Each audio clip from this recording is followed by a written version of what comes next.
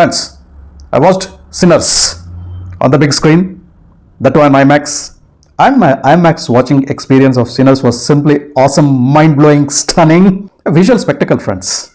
Cinematography is simply brilliant. The color toning is simply awesome. The background score, that too, it has a magical touch with the guitar, the pianos, and all those things playing in the backdrop, and also some native songs. It was definitely a different feel, friends. Altogether a different feel, and the IMAX from up to down and side to side full screen when you're watching Sinners, it's a quality movie. Brilliantly made movie. In the 98th Academy Awards, Sinners has been nominated in 16 different categories. The first time historically in 98 years that it is happening, any movie is being nominated for 16 awards. And coming to the story of Sinners, friends, I should frankly admit, though it was a visual spectacle and it was a beautiful experience for me to watch this movie, the story, see, I'll tell you the reason, because we regularly watch Indian movies on the big screen. The story, the presentation of the Indian movies, and also the characters, and also the emotions, the storyline, the plots, everything will be totally different. You don't have stories in India where such a story which is happening in Sinners take place. Like, there are two different stories happening. One of the two brothers, that is Smoke and Stack, played by Michael Jordan. So they are twin brothers. They come back to Clarksdale, Mississippi after, I guess, 7 long years. They come back and they plan to build a juke joint. You need to know the culture of the Afro-Americans or the Black Americans here to connect to the movie, to connect to the plot, to connect to the storyline. You need to know a lot of things, what is happening and why they're happening. The story is running in 1932. You should know why these two brothers were hell-bent on building a juke joint, only to facilitate their local black community to enjoy the freedom, to enjoy their space. So they were building a different universe there for their black community. You need to connect a lot of dots. You need to connect to a lot of things which is happening in the movie. Only then you will get connected. Probably an American or an Afro-American, the blacks of USA or Mississippi where story is happening. Those people can connect, and those who know the history of that particular region and what was happening, those people can connect. So this is one thread. So as they were trying to establish the juke joint there, they get the help of their younger cousin Sammy, played by Miles Catton. So he is a musician. He plays the guitar and he sings the blues song.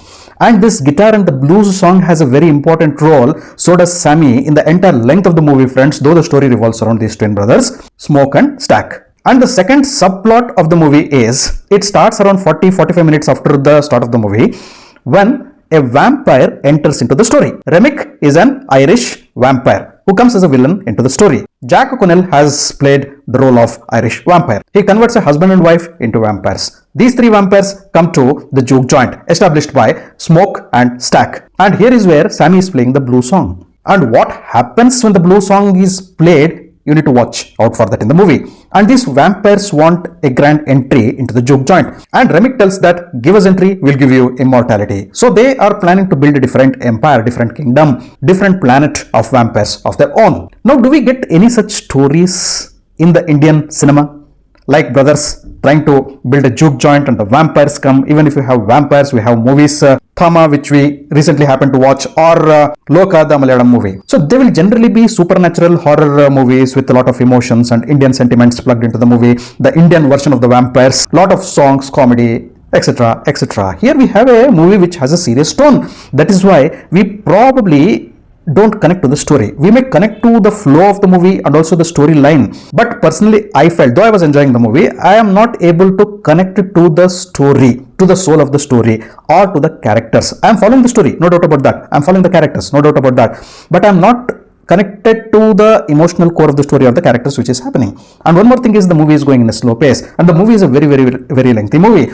And another obstacle in watching this movie, friends, is the dialogues and conversations. They are not very easy to catch thanks to the subtitles which are available. If the subtitles are not there, you'll definitely be out of sync in this movie because it is very hard to understand the accent and the dialect these people are using in this particular movie. In spite of all these things, what engaged me in watching this movie is a fantastic IMAX experience. As I said, brilliant cinematography, what color toning, wonderful music which connected to me, and the 1932's 35's Mississippi which has been created, and the story of two different universes. A new type of story, but enjoyable to a great extent. The juke joint story of the twin brothers, and then the story of the vampires, and then the collision of these two universes. That is where you get a lot of action in the second half of the movie. In the climax, friends, you have plenty of action, and again plenty of brutal action also you have. And what held me tight in the theater was the presentation of the movie. And the movie also speaks about freedom and liberty. And last but not the least, friends, performances, stunning performances. Michael Jordan has carried the entire movie on his shoulders. What a brilliant acting by Michael Jordan as he plays the twin brothers. Two roles in the movie. He has also been nominated for the Best Actor in the 98th Academy Awards. Wunmi Mosaku, who plays Annie, also has been nominated for Best Actress in a Supporting Role. Delroy Lindo, who plays Delta Slim, has also given a very good performance. He has been nominated for the Best Actor in a Supporting Role. All other actors have given good performances, friends. Notable names to mention is Miles Catton, who plays Sammy, Jack O'Connell, who plays Remick, very intimidating vampire and very stylish vampire here. And the direction is superb. Obstacles, length of the movie, slow pace which dips down every now and then, a story which might not connect with you, and the dialect and language very difficult to understand without the subtitles. Now coming to the final part of my review of 16 categories in which Sinners has been nominated for 98th Academy Awards for the Oscars 2026. Let's see which are those categories very quickly. Best Picture, Best Director and Best Screenplay. Best Director and Best Screenplay, Ryan Coogler has been nominated, and the fourth one is